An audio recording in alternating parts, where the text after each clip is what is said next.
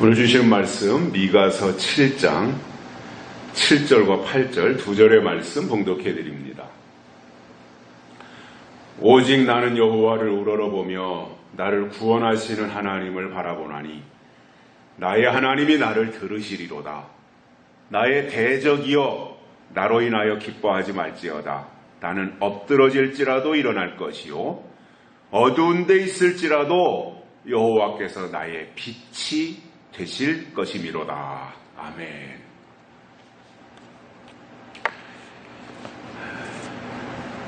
지칠 줄 모르던 폭염도 말복이 지나면서 한풀 꺾였고 무더위도 이제 조금은 수그러들었습니다. 이처럼 해마다 반복되는 사계절을 우리 한국에 사는 사람들은 경험하고 있습니다.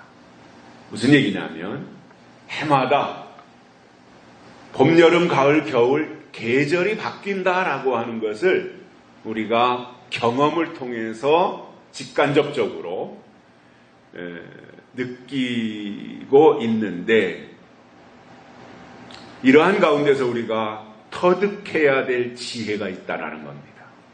그게 뭐냐면 더위이든 추위든 아무리 극성을 부린다고 할지라도 때가 지나면 끝나더라라는 거예요.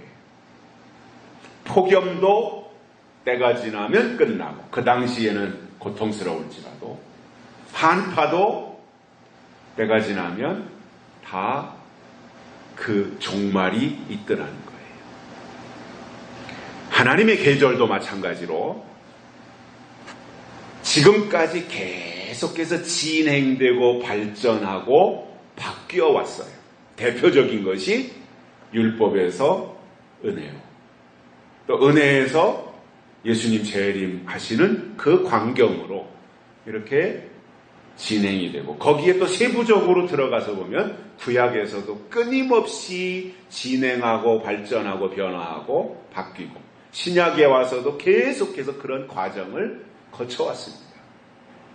다만 성경은 수천 년 동안 장구한 세월 속에서 그 시대에 살았던 사람들이 80세를 살고 90세를 살고 120세를 살고 뭐 이런 정도로 살다가 갔기 때문에 구체적으로 못 느끼는 것일 뿐이지, 하나님의 계절은 계속해서 변하고 발전해 왔다라는 거예요. 그렇다면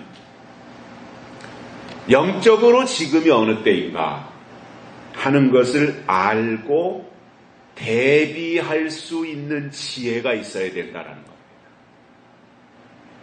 지금까지 하나님의 계절이 변해왔다면 현재 이 상태로 지속되는 것이 아니라 현재에서 또 다른 계절로 또 다른 시점을 향하여 진행하고 있다라고 하는 것을 알아야 된다는 겁니다. 그런 의미에서 지금 사람들에게 가장 중요하고 가치 있는 일이 있다면 그것은 하나님이 주신 믿음을 간직하고 믿음을 강화시키고 믿음의 고도를 높이면서 그 믿음이 정말 하나님께 속한 것인지 분별할 줄 아는 지혜를 가지는 것, 이것이 필요한데, 왜냐하면 믿음은 이 땅에서 살 때에도 필요하지만 하나님 앞에 갈 때 또는 하나님 앞에 설 때 더 필요한 거예요. 그래서 우리 속에 어떤 경우도 놓칠 수 없는 밧줄이 있고 동아줄이 있다면 그것은 믿음의 줄인데, 그 믿음은 하나님을 바라보는 데서부터 시작한다라는 사실입니다. 그래서 크든지 작든지 믿음을 가진 자는 하나님을 간절히 사모하게 되어 있고 또 하나님이 주시는 것을 바라보면서 그것이 이루어지기를 기다리며 살게 되어 있습니다. 하나님보다 앞서가는 것이 아닙니다. 또 너무 뒤처져서 21세기를 살면서 18세기 사람처럼 사는 그렇게 뒤떨어진, 완전히 동떨어진 이러한 모습이 아니라는 겁니다. 21세기 2018년도를 우리가 살고 있는데 저 너무 앞서가서 2030년, 2040년의 것을 말하며 그것을 주장하며 그러한 어떠한 행색을 갖추고 살아간다면 그것도 그 시대에 적응을 하지 못하는 겁니다. 잘 균형을 이루어야 되고 겸비해야 되는, 그래서 무엇보다도 계절 감각이 중요한 거지 않겠습니까? 그래서 우리가 지금 이 시점에서 하나님을 어떻게 바라볼 것인가, 내 위치에서 하나님을 어떻게 기대할 것인가, 내가 살고 있는 현장에서 지금 내려주시는 하나님의 음성을 내가 어떻게 응답으로 받고 내 삶을 교정하고 하나님과의 관계를 더 돈독히 하면서 더 하나님께 집중하고 더 하나님을 바라보며 살 것인가 하는 이러한 문제들을 우리가 고민하며 살아야 될 때가 아니겠는가, 이러한 생각을 가져봅니다. 왜냐하면 이 시대는 너무나 빠르게 변하고 있습니다. 그 변하는 것이 우리의 믿음을 강화시키는 쪽으로 변화된다면 긍정적으로 받아들일 수 있지만 믿음을 쇠퇴하게 만들고 믿음을 병들게 만들고 타락하게 만드는 쪽으로 세상이 변하다 보니까 신앙은, 믿음은 그 변질되어져 가는 그 세상의 보폭을 맞추며 따라갈 수도 없고, 또 그쪽으로 치우친다면 우리의 믿음은 사라질 수밖에 없는 것이고, 이러한 갈등과 고민 속에서 어떻게 21세기를 살아가고 있는 현대인으로서 거기에도 적응하면서 하나님과의 관계를 정상적으로 유지하고 나갈 것인가 하는 거에 대한, 때로는 갈등, 때로는 내 속에서 어떤 마찰, 내 생각과 하나님의 생각 사이에서 어떤 충돌과 부딪힘, 그 가운데서 어떻게 내가 하나님의 마음에 부합하게 살아갈 것인가 하는 이러한 부분들이 꼭 필요한 과정이다, 이렇게 봅니다. 그 가장 중요한 그 시발점이 어디냐면 하나님을 바라보는 데 있다라는 겁니다. 그래서 믿음은요, 바라봄의 법칙이다라고 말할 수 있어요. 사도행전 3장에 보면 성전 미문에 앉아서 구걸하고 있는 안진뱅이가 나오는데, 베드로 일행이 이제 3장이니까 2장에서 성령을 받았고 3장이니까 이제 성령 받은 이후의 사도들의 모습이잖아요. 이제 과거의 제자가 아니라 사도로 신분이 바뀐 거잖아요. 어떤 역할이 바뀐 거잖아요. 그 첫 현장에, 성령 받은 이후의 첫 현장에 베드로 일행이 나타났을 때 안진뱅이가 요구한 것은 구걸하는 모습이었어요. 뭔가 좀 도움을 요청한 거예요. 그때 베드로가 그 안진뱅이를 향하여서 우리를 보라, 이렇게 말합니다. 우리를 보라. 그러면서 한 말이, 은과 금은 가진 것이 없다. 그러나 우리가 가지고 있는 것은 예수 그리스도의 이름이다. 예수 그리스도의 능력이다.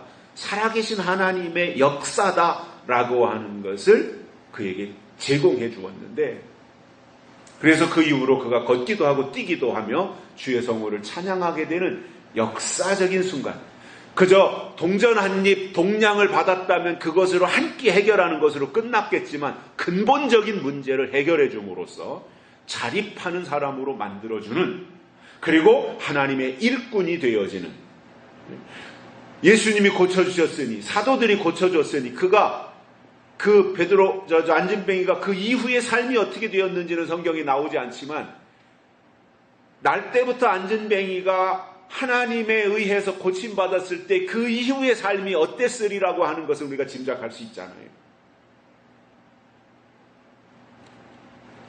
그 시작이 어디였느냐 하면 우리를 보라 하는 것이었어요. 쳐다보는 것에서부터 이 하나님의 역사가 시작했다라는 겁니다. 뭐 이러한 얘기들은 성경에서 여러 곳에서 나타나고 있죠. 민수기 21장에 보면은 광야에 나온 이스라엘 백성들이 불평하다가 원망하다가 불뱀에 물려 죽어갑니다. 그때 모세가 하나님 앞에 기도합니다. 이렇게 망하게 두실 겁니까? 이러려고 애굽에서 데리고 나왔습니까? 오히려 모세도 지금 하나님 앞에 막 따질 수 있는 상황이 되는 거예요. 그때 하나님께서 놋뱀을 만들게 해가지고 장대 끝에 매달아서 불뱀에 물렸을지라도 놋뱀을 쳐다보면 살게 되는 이 구원의 은혜를 주셨던 겁니다. 사는 길을 제시해 주셨던 겁니다. 불뱀에 물렸으니 몸에 열이 펄펄 나는 가운데서 뭐 약이 있겠습니까? 치료할 수 있는 의사가 있었겠습니까?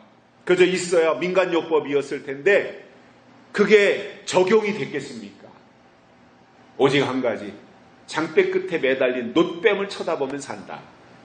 그 방법을 제시해 주셨고 그것을 본 자는 약속대로 살아난 것을 성경을 통해서 우리가 기억하고 있습니다. 놋뱀을 바라보는 거예요.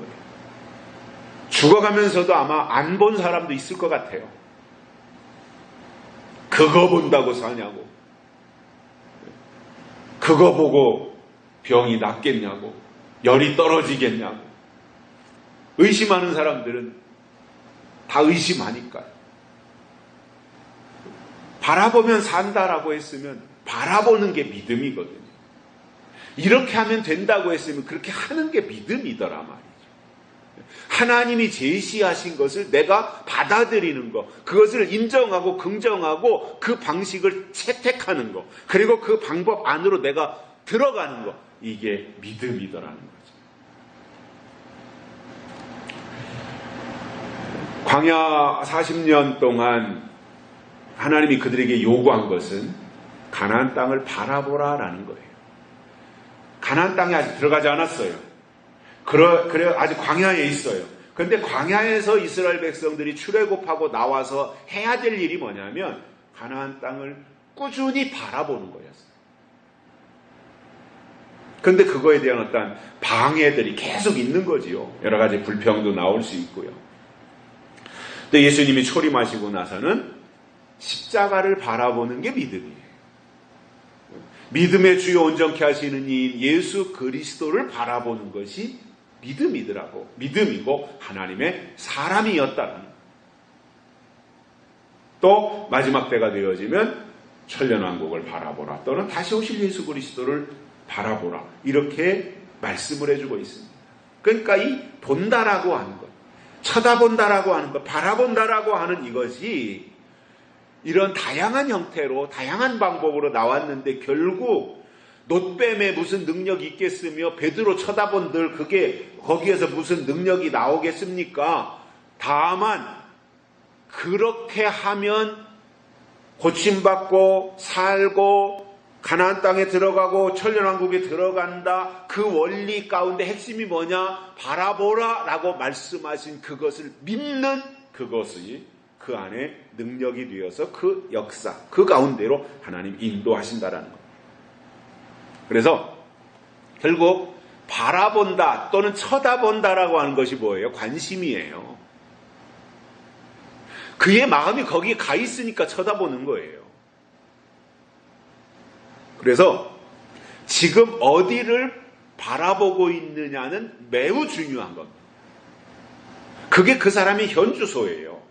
그리고 앞으로의 그의 삶을 결정하는 중심이 되는데 결국 지금 바라보고 있는 것이 그 사람의 믿음이라는 것입니다. 그렇다면 지금 어디를 바라보고 계십니까? 지금 무엇을 바라보고 계십니까?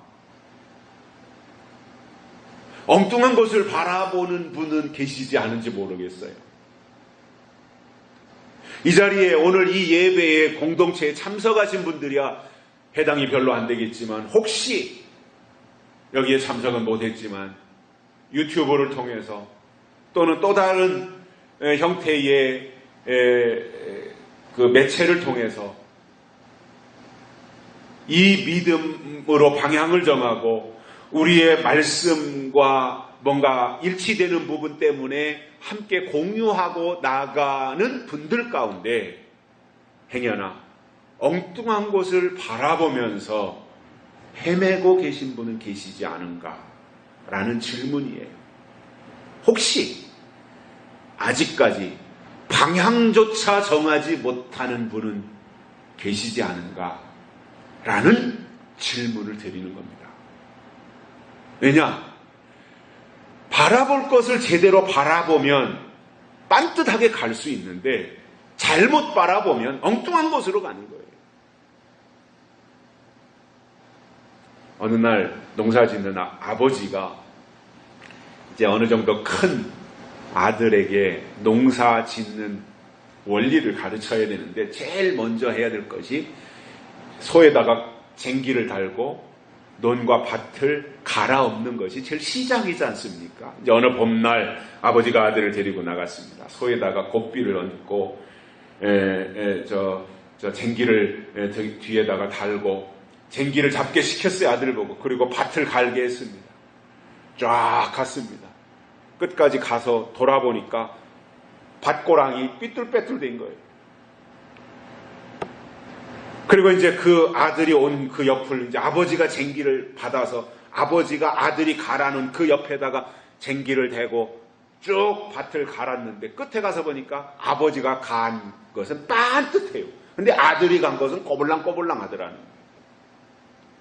아들이 아버지한테 물어봤습니다. 아버지, 왜 그렇습니까? 왜 제가 간 것은 꼬불꼬불하고 아버지가 간 것은 직선으로 곧게 빤듯하게 갔습니까? 그랬더니 아버지가 웃으면서 나는 밭을 갈 때 저 끝에다 목표를 정하고 갔는데, 그래서 목표를 바라보고 갔는데 너는 목표가 없었기 때문이다라는 거예요. 바라봄이 없었기 때문이다라는 거예요. 그래서 밭을 하나 가는데도 저 끝에다가 목표를 정하고 바라보고 가면 반드시 가지만 목표 없이 가면 삐뚤빼뚤 꼬불꼬불 갈 수밖에 없다라고 하는 이야기입니다. 그래서 오늘 다시 한번 신앙을 점검해서 버릴 것은 과감하게 버리고 보관할 것은 잘 보관하는 심령의 대청소가 오늘 말씀을 통해서 일어났으면 좋겠고요. 그래서 우리는 어떠한 경우도 허탄한 것에 우리의 마음을 뺏기지 말고 하나님만 바라보면서 하나님이 주시는 약속을 바라보고 살아야 하나님이 그것을 믿음으로 인정하신다라는 거예요. 우리가 죽어서 가든 살아서 가든 하나님 앞에 갈 때는 딱 한 가지 가지고 갑니다. 믿음입니다. 그런데 그 믿음의 시작이 어디냐? 바라보는 데서부터 시작한다. 그리고 그 믿음에 바라보는 믿음의 출처가 어디냐? 성경이라는 거예요.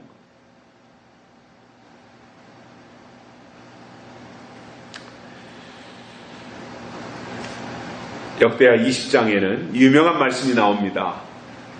유다라고 하는 나라를 모압과 암몬과 그리고 마온 사람들, 세 나라, 모압, 암몬, 마온 사람들이 세 나라가 연합을 해가지고 유다를 쳐들어와요. 이게 유다라고 하는 나라가 작은 나라잖아요. 유다 지파라고 하는 지파가 12지파 가운데 하나에 불과한 작은 지파에 불과한 거고, 그 유다 지파가 예루살렘 성전을 완성하고 유다라고 하는 하나의 이제 그 민족을 가지게 되는데 무슨 전투력이 있겠습니까? 최첨단 무기가 있겠습니까? 전쟁 연습을 회복이나 있겠습니까? 한 나라가 쳐들어와도 감당이 안 되는데 세 나라가 연합해가지고 유다를 쳐들어왔을 때 그때 왕이 여호사밧입니다. 여호사밧이 한 일이 있습니다. 마음을 오로지 하여 주만 바라보나이다. 이렇게 말해요. 지금 적군들은 연합전선을 구축하고 유다 백성들을 멸망시키려고 침투에 들어오고 있는데 여호사밧은 백성들에게 금식을 선포하고 주만 바라보고 있는 이 상황. 우리가 어떤 상식으로 보면 도저히 이해가 안 되는 상황이잖아요. 돌멩이라도 갖다 놓고 물이라도 끓여서 끓는 물을 쳐들어오는 적군들을 저 밑에서 이제 산빛 타러 올라올 테니까 거기다 뜨거운 물을 뿌리고 뭐 정말 옛날에 그 행주치마에다가 돌멩이를 가져가지고 이 적군들을 물리쳤던 행주대첩을 했던 그때 심정으로 정말 행주치마에다가 돌멩이라도 날라가지고 돌을 집어던져서 적들이 못 올라오도록 해야 되는 대비가 이게 정상적인데 오히려 금식하고 오히려 기도하고 오히려 그들이 하나님만 바라보고 있었다라고 하는 이것은 전략적으로 보면 어리석은 방법이지. 그러나 하나님 편에서 보면 그게 가장 현명한 선택이었던 겁니다. 그래서 제가 가끔씩 부르기도 하고 또 그 여호사밧의 주만 바라보는 이 장면이 이제 복음성가로 만들어진 거 있죠. 빠바바바바바바바바바바밤 빠바바바바바바바바바밤 이렇게 나가는 그래서 주만 바라볼지라 이 복음성가 아주 은혜스럽게 부르게 되는 그러한 내용인데 자, 그것에 대해서 오늘 미가 선지자는요, 이사야 선지자와 비슷한 시대를 살았던 사람이에요. 그리고 미가와 이사야는 그들이 했던 예언 가운데 가장 많은 분량을 메시아가 이 땅에 오실 것에 대한 예언으로 채워져 있는 사람들이에요. 이 두 사람의 공통점들이. 근데 이 미가 선지자가 7장까지 있으니까 미가가 1장부터 7장까지 예언을 하면서 오늘 본문에서 특히 하나님만 바라보라고 거듭해서 강조하고 있는데 미가가 이렇게 강조하는 이유가 무엇인가? 왜 미가가 여호와를 바라보라, 하나님을 바라보라 이렇게 말했는지 그 이유가 무엇인지에 대해서 세 가지를 깨닫고 은혜를 받겠습니다. 첫째로 하나님이 들으시기 때문이다라는 거예요. 하나님이 들으시기 때문이다. 에레미야 선지자에게 어느 날 하나님이 그런 말씀을 하십니다. 너는 내게 부르짖으라. 내가 내게 응답하겠고 내가 알지 못하는 크고 비밀한 일을 내게 보이리라. 에레미야 33장 3절에서 그런 말씀을 하셨는데 하나님께 부르짖으라고 하신 것은 이미 들으시겠다라고 하는 것을 전제하고 있는 겁니다. 너는 부르짖으면 내가 듣겠다 그 말이에요. 또 응답하신다라는 것도 들으시겠다는 거예요. 들으시니까 응답하시는 거잖아요. 그래서 들으신 결과가 내가 알지 못하는 크고 비밀한 일을 내게 보이겠다 이렇게 그 에레미야 선지자에게 말씀하신 것처럼 하나님께 부르짖는다. 이거 중요한 부분들이죠. 하나님을 바라본다. 중요한 부분들이죠. 근데 뭐 바라보는 것이든 아니면 부르짖는 것이든 이것이 의미 없이 그냥 소가 닭 보듯이 이렇게 바라보는 게 무슨 의미가 있겠습니까? 또 기도한다고 할 때, 부르짖는다고 할 때 뜻없이 의미 없이 아무거나 그냥 갖다가 중얼중얼 기도한다고 해서 하나님이 그 모든 것을 다 들으시겠다라고 하는 말이 아닙니다. 하나님을 바라보고 하나님의 뜻과 하나님의 약속이 이루어지기를 간구하는 기도를 하나님이 들으시겠다, 그 말씀을 해주시는 것입니다. 기도가 왜 중요하냐면 우리의 일생 가운데 놓고 볼 때 가장 먼저 하나님께 도달하는 것이 우리의 기도이기 때문에 그런 거예요.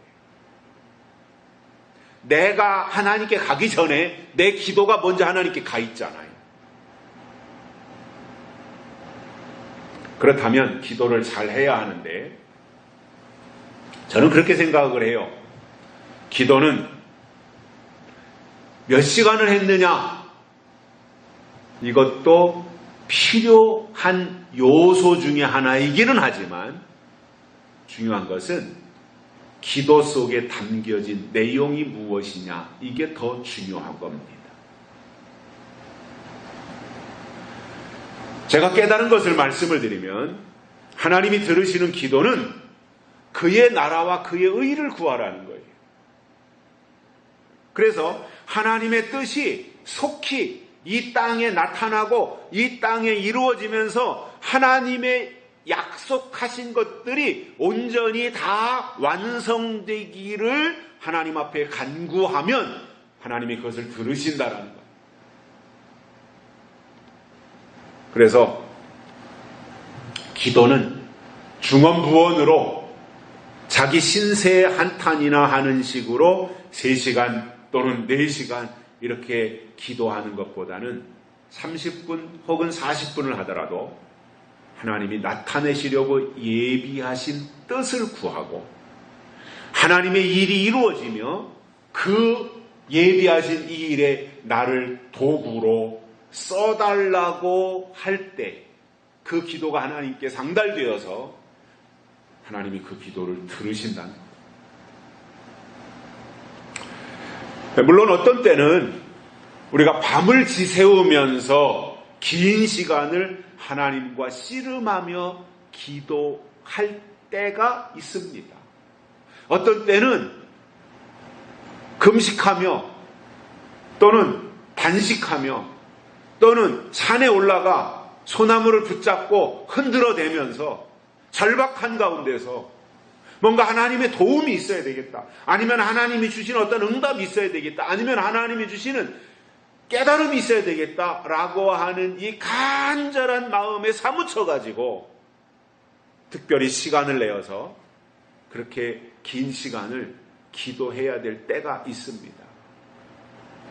그러나 제가 오늘 말씀드리고 싶은 것은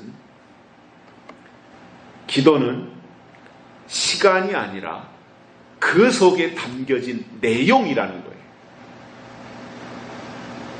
다시 말씀을 드리면 하나님이 들으시는 기도를 하자 이겁니다.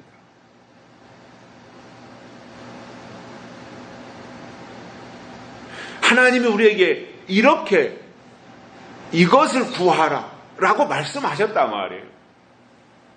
그의 나라와 그의 의를 구하라고 했다든가 또는 너는 하나님의 지혜를 구하라고 했던가. 그러면 후회 주시고 꾸짖지 않으신다. 그래서 그 하나님이 그 구한 지혜를 주시겠다. 이렇게 주시겠다고 약속하신 것을 구하면 그것은 반드시 받지 않겠느냐 이거예요. 이 세상에서도 확률이 낮은 것에 대해서는 사람들이 투자를 안 해요. 확률이 낮은 거. 그저 그냥 용돈으로 1,000원, 2,000원 이거 그저 로또 하나 그냥 내가 재미삼아서 한번 사자. 그것이 나에게 어떤 손실이 되는 건 아니니까. 내가 뭐 당첨이 안 되더라도 과자 하나 안 사 먹었다. 라면 하나 안 사 먹었다 생각하고 내가 1,000원짜리 한번 어젯밤 꿈도 좋은 꿈 꿨으니까 한번 사보지. 이럴 수 있어요. 그런데 뭔가 내 어떠한 가족의 생계가 달려있고 내 어떤 운명이 달려있고 한 것에 대해서 큰 결정을 하고 투자를 해야 될 때는 성공 확률이 어느 정도냐라고 하는 것에 대해서부터 따져보고 확률이 낮으면 투자를 안 해요. 아니, 내 재산을 다 날릴 수 있고 내 목숨도 날릴 수 있는 것에다가 무리하게 왜 투자를 합니까?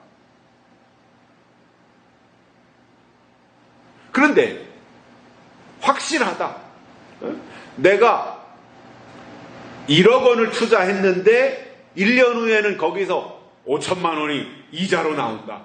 아니면 소득으로, 수입으로 발생한다. 1억 원금은 살아있고 매달 5천만 원 또는 작게는 1,000만 원이라도 1년에 다만 1,000만 원이라도 거기에서 발생한다. 그런데 원금은 보장된다. 그것은 확실하다.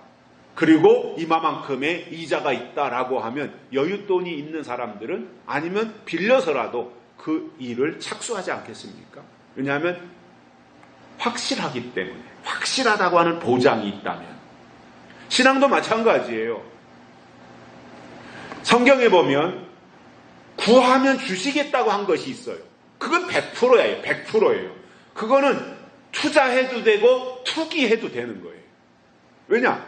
주시겠다고 하나님이 약속하고 보장하신 거니까.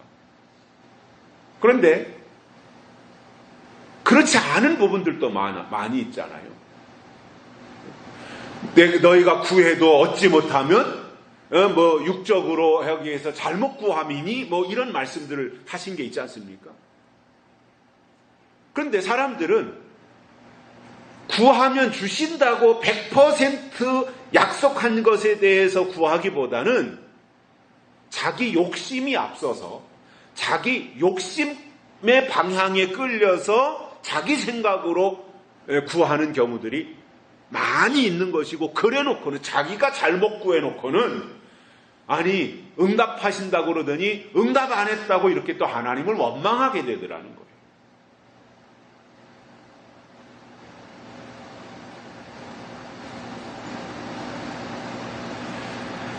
그래서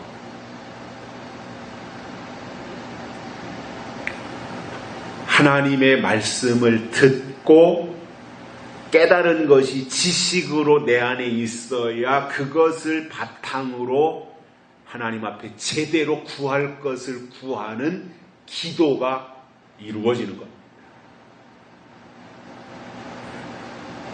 아니, 돌부처 앞에 가서야 별말을 못해요.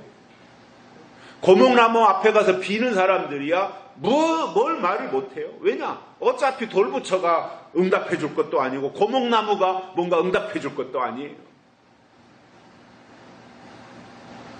근데 하나님은 살아계신 하나님이잖아요. 우리를 지으신 분이잖아요. 우리를 이 땅에 보내신 분이잖아요. 그리고 응답을 해주시겠다고 약속한 조항들이 있지 않습니까? 그러한 것들을 가지고 우리가 하나님 앞에 기도해야 되기 때문에 기도의 제목을 알려니 말씀을 들어야 되는 것이고요. 그래서 그 말씀을 듣고 깨달은 것이 있어야 그것으로 기도가 이루어지는 것입니다. 그래서 말씀과 기도는 같이 가는 거예요. 말씀 없이 기도하는 것은 허공을 치는 거예요. 그것은 무당 앞에 가서나 돌부처 앞에 가서 하는 거나 별반 차이가 없어요. 근데 우리 기독교가 우월하고 기독교가 특별하고 기독교가 가장 완벽한 것은 뭐냐면은 말씀하신 분이 계시다는 거예요. 말씀이 있다라는 거예요. 말씀을 주신 분이 하나님이시라는 거예요. 그래서 그냥 자기 생각을 연불에우듯이 주문에우듯이 하는 것이 아니라 하나님의 주신 약속의 말씀을 근거로 가지고 그것으로 기도하면 하나님은 응답하겠다라는 거죠. 그래서 우리는 늘 하나님을 주목하고 살아야 된다. 하나님을 바라보고 살아야 된다라는 것입니다. 두 번째로는 엎드러지고 어두운 데다가 두실 수도 있습니다. 하나님을 바라보며 살지라도 하나님의 어떠한 계획 가운데서 엎드러지게 하실 수도 있고 어두운 데다가 두실 수도 있다라는 거예요. 이것을 우리가 알고 가야 된다라는 겁니다.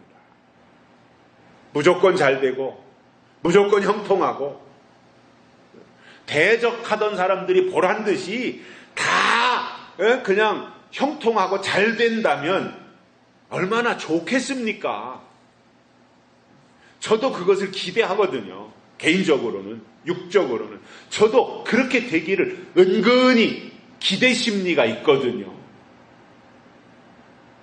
하나님, 저도 좀 보란듯이 다른 사람들이 이렇게 우러러 볼 수 있게, 다른 사람들이 부러워할 수 있게 뭔가 이렇게 해주셨으면 지금보다 더 효과적으로, 지금보다 더 좋게, 지금보다 더 다른 사람들에게 어떤 영향력 있게 뭔가를 더 구체적으로 해갈 수 있지 않겠는가라고 하는 그러한 제 마음 한구석에 그런 것이 있어요.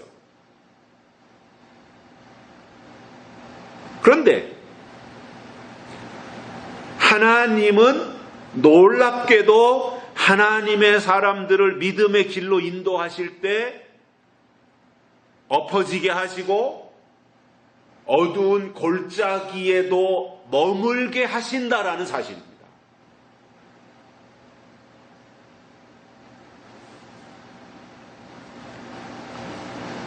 고난이 있다라는 거예요. 광야가 있다라는 거예요. 꽃길만 걸어가는 것이 아니라는 거예요. 오늘날 만사 형통을 외치는 기독교의 함정이 바로 여기에요. 교회 다니면, 예수 믿으면 모든 게 다 형통한다. 삼박자 축복을 받는다. 이것이 기독교의 원래 복음을 왜곡시킨 겁니다. 기복신앙이 침투해가지고 원래의 복음을 변질시킨 겁니다. 그러다 보니 고난을 몰라요. 가나안 땅에 들어가기 전에 광야가 있다라고 하는 것을 모르는 거예요. 그리고 그 고난의 아픔의 상황을 극복할 믿음이 없는 거예요. 왜냐? 안 알려줬거든. 엎드러질 수도 있다. 어둠에 들어갈 수도 있다. 풀무불 속에도 들어간다. 사자굴에도 들어갈 수 있다. 이것에 대해서 정확하게 제시를 안 해준 거예요.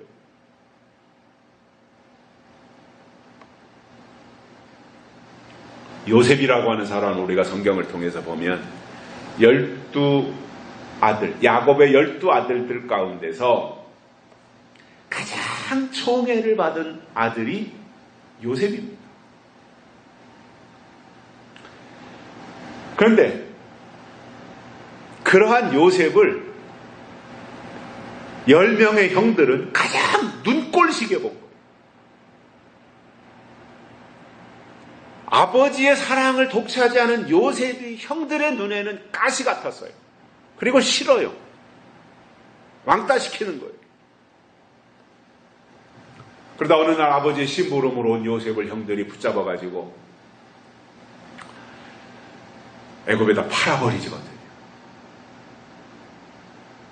그리고 거기에 낯선 타국에 종으로 팔려갔으니 뭐 종이 그때 당시에 무슨 호적 초본이 있길 해요. 주민등록 등본이 있길 해요. 그냥 그렇게 태어나서 살다가 다른 나라에 종으로 팔려가면 거기서 그렇게 살다가 흔적도 없이 그냥 살아가는 거지 않습니까? 근데 그 요셉의 생애를 보면 형들에게 팔려가고 또 애굽의 총리 집에서 종살이 하다가 또 감옥으로 들어가고 이렇게 점점점 추락하는 초라한 신세가 요셉이에요. 채색 옷을 입고 신령한 꿈도 꾸고 아버지의 사랑을 독차지하면서 살았던 요셉이 어찌 이렇게 꼬라박고 막장 인생이 되어서 감옥까지 내려가는 이러한 신세가 됐단 말입니다. 여기까지만 본다면 요셉이 하나님의 사람이라고 하는 것에 대한 부분들이 나타나질 않아요. 현재 사람들의 기준으로 본다면 현재 사람들의 기준은 교회를 다녔으니까 이렇게 모든 게 더 잘 됐어야 되고 안 다니는 사람보다 다니니까 더 잘 돼야 되고 이것을 기대하고 있는데 요셉을 보면 점점 더 안 됐단 말이에요.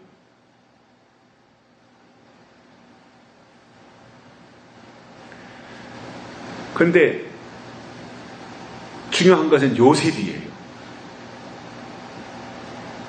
형들도 아니고 아버지도 아니고 중요한 것은 요셉이에요. 요셉은 자기가 닥친 상황, 자기가 현재 처해 있는 상황에 대해서 원망하거나 불평하지 않았습니다. 전혀 내게 처한 상황과는 개의치 않고 변함없이 신실한 하나님의 사람으로 살았다라는 것. 이게 요셉이에요.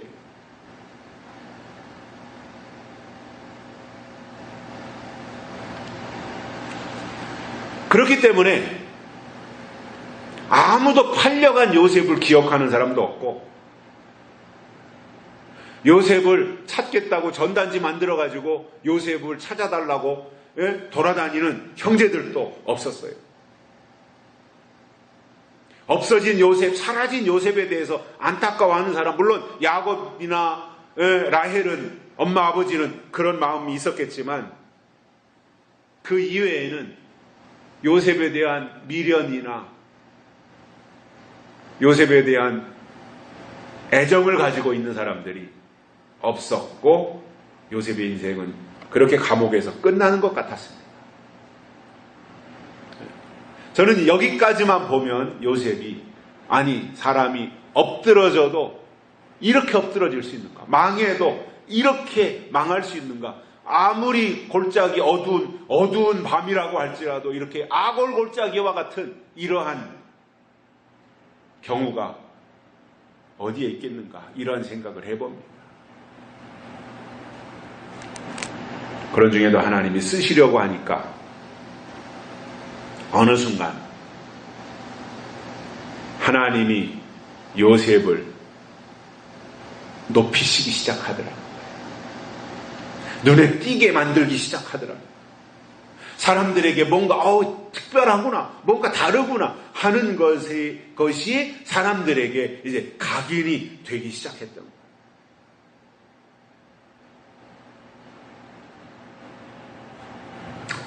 그리고 하나님께서 그를 최고로 높이셔서 애굽의 총리로 삼으셨고, 그리고 자기를 팔아먹은 형들이 요셉 앞에 와서 엎드리게 만들고 양식을 사가게 만들고, 그리고 요셉에 의해서 가나안 땅에 흉년이 왔을 때 다 애굽으로 가서 새로운 민족을 형성하는 결정적인 역할을 요셉이 다 했고, 자기 친족을 다 살렸을 뿐만 아니라 애굽을 다 살렸고, 천하 만민을, 그때 당시에 중심이 애굽이었으니까 모든 주변에 있는 나라들을 다 살리는 그 역할을 요셉이 한 것을 볼 수 있습니다.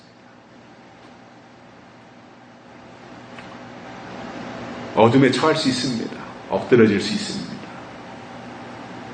그러나 그때 어떤 생각을 가지고 사는, 어떤 태도, 어떤 자세, 하나님 앞에 어떤 반응을 보이는가, 이게 하나님의 사람이냐 아니냐의 차이더라는 거예요.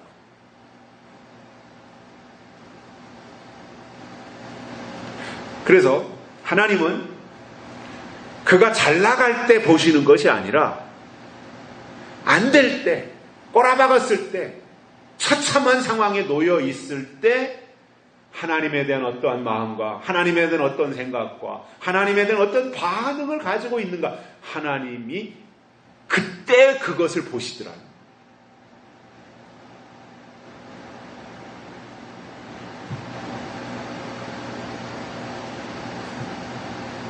그러므로 고난이 깊어지고 어둠의 터널이 길어진다고 할지라도 그것이 절대로 이상한 일이라고 여기지 말고 더욱 성실하게 하나님 편에 서는 것이 중요하다. 왜냐? 하나님은 그때 보시고 평가하시기 때문에. 우리나라 사람들을 보시면, 저도 그렇고 여기 계신 분들도 그렇고 우리나라 사람 거의 대부분이 굉장히 주변 사람들을 의식하며 살잖아요. 이게 어떤 그 민족성인 것 같아요. 다른 사람에게 어떻게 보일 것이냐, 이게 중요해요.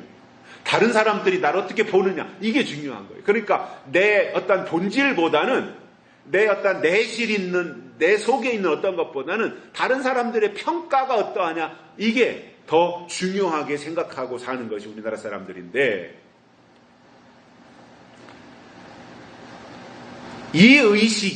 이러한 의식들이 어디로 전환이 되어야 하느냐 하면은 하나님이 나를 어떻게 보고 계시냐, 이렇게 바뀌어져야 된다는 거예요.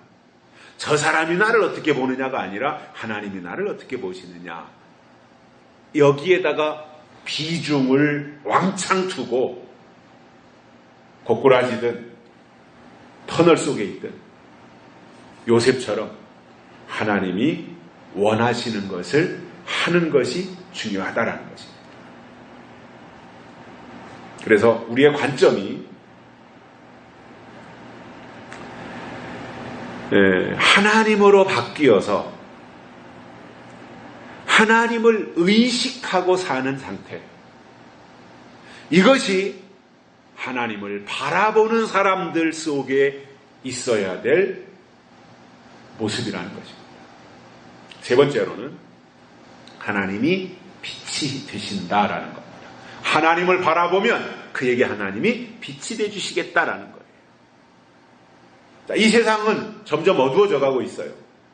도덕적으로, 영적으로 점점 어두워집니다. 또 이 세상이라고 하는 것은 어차피 어둠에 속한 거예요. 더군다나 계시록 9장에 보시면 황충이 무저갱에서 올라올 때가 되어지면 해와 공기를 다 어둡게 한다, 이렇게 말씀하고 있습니다.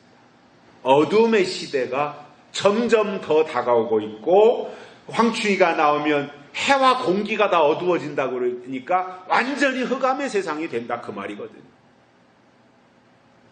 그래서 저는 지금도 우리가 영적으로나 도덕적으로나 굉장히 무질서하고 어두워졌다라고 걱정들을 많이 하잖아요. 심지어는 이제 동성애 문제까지 거론이 되고,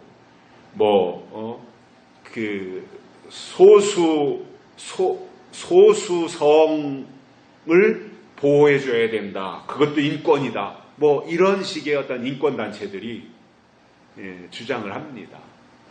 그 중에서 이제 대표적인 것이 어떤 동성애라든가 이런 것들이 이제 점점 문제가 되는데, 저는 이러한 것들이 그만큼 이 세상이 어두워지고 있는 것이다 라고 하는 증거로 보고 있고요.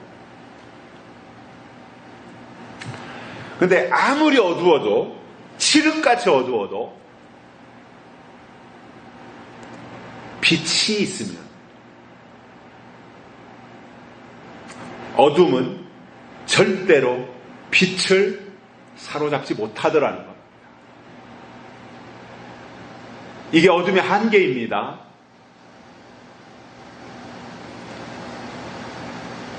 도덕적으로 어둡게 할 수 있고, 윤리적으로 어둡게 할 수 있고, 영적으로 어둡게 할 수 있어요. 그런데 아무리 황충이를 총동원해서 이 세상을 다 칠흑 같은 어두움으로 삼는다고 할지라도 빛은 사로잡지 못한다라는 것입니다. 어둠이 불을 끄지 못한다라는 겁니다. 그래서 우리에게 빛이 있으면 빛은 어두움을 오히려 물리칩니다. 어둠은 빛을 절대 사로잡지 못합니다. 빛이 오히려 어둠을 물리치는 겁니다. 그래서 내 빛이 등잔불만 하면 그만큼의 어둠을 물리쳐요. 내 빛이 호롱불만 하다면은 그 호롱불만큼의 영향력을 미쳐서 그만큼의 어둠을 물리치는 거예요. 만약에 내 빛이 가로등 100개를 묶어놓은 것만큼의 광도를 가지고 있다면, 빛의 밝기를 가지고 있다면 그 주변에 어둠이 발붙이지 못하도록 어둠을 다 물리칠 것이고, 태양과 같은 밝기가 있다면 온 세상을 다 밝힐 것이고, 어두움은 아주 쪽도 쓰지 못하게 만들어 놓지 않겠습니까? 그래서 빛이 없는 게 문제이지 어두운 게 문제가 아니라는 거예요. 빛이 있으면 어둠은 얼마든지 물리칠 수 있고, 빛 앞에서, 등불 앞에서, 전기불 앞에서 어둠은 꼼짝달싹 못하더라는 겁니다. 따라서 하시겠습니다. 빛이 없는 게 문제지 어둠이 문제가 아닙니다. 어둠이 문제가 아니에요. 빛이 없는 게 문제지.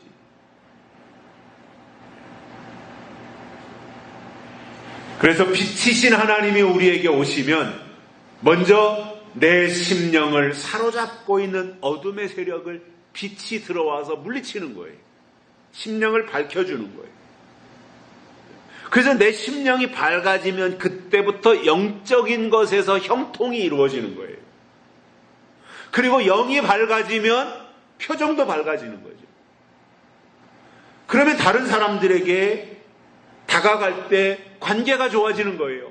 우리가 그렇지 않아요. 찡그리고 다른 사람들 만나는 것보다 밝은 표정으로 해맑은 얼굴로 스마일을 하면서 방실이가 되어가지고 만날 때 그 관계가 더 부드럽지 않겠습니까? 맨날 찡그리고 죽는 소리하고 그냥 이렇게 하면서 다가가면 아무리 가족이라도 싫지 않겠어요? 그 모습 자체가.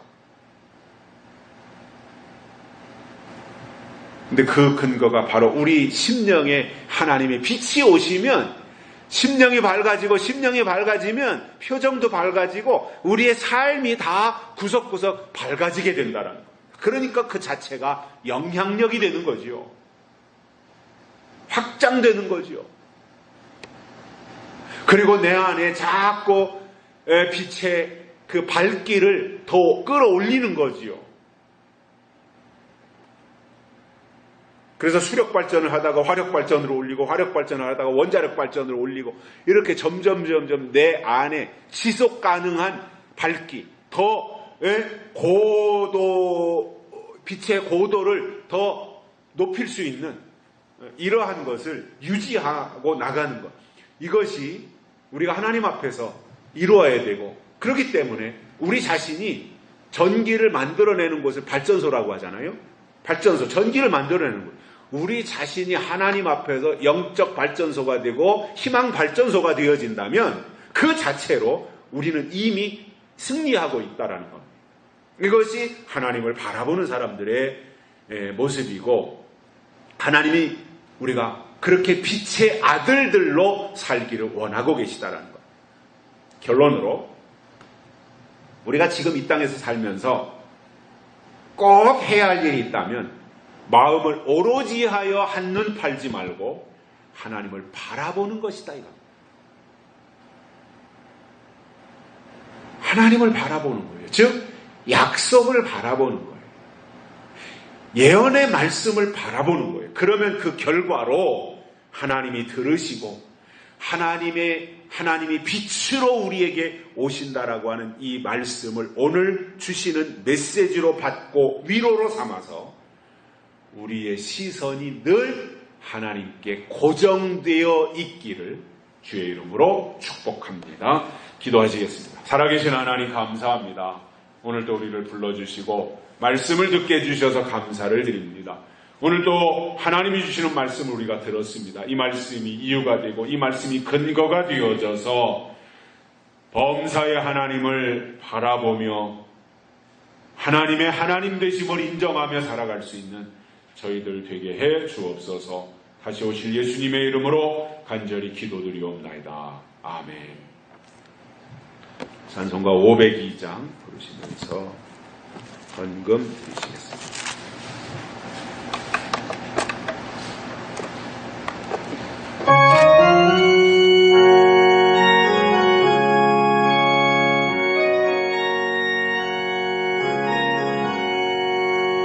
세상을 넘어 엄곡에 가도 빛 가운데로 걸어가면 주께서 항상 지키신 기록 약속한 말씀 변치 않네. 하늘의 영광 나의 맘속